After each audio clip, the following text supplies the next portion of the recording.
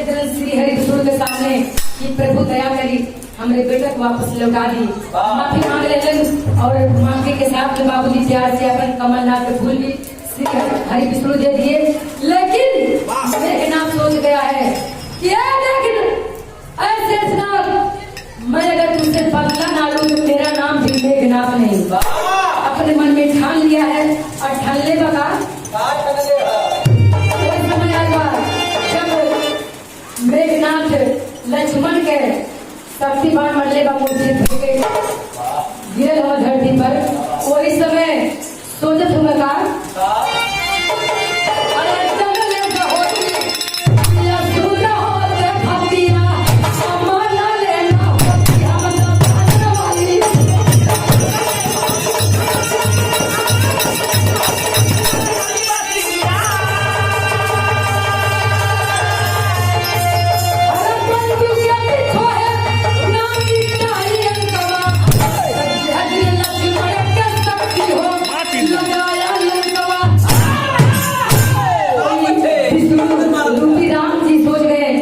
अगर हम जानते आज मेरे तेरे कारण आज मेरे भाई का ये हाल हुआ तो वही समय तो के खत्म कर दे होती राम होती न बात आज मेरा भाई जो कि से नाम रूप लक्ष्मण आगे धरती पर मतलब कि गिर गया बेहोश होकर मूर्ति होकर।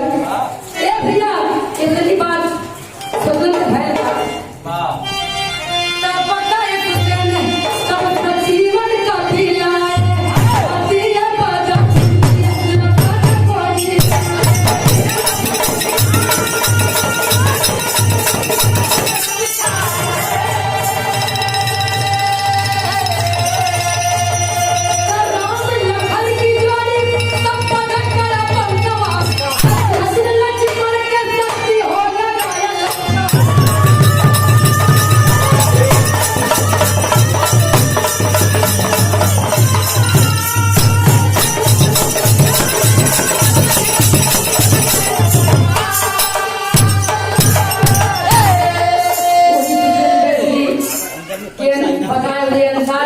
जाके सजीवन बूटी ले लें वही लक्ष्मण जी को पिलाए।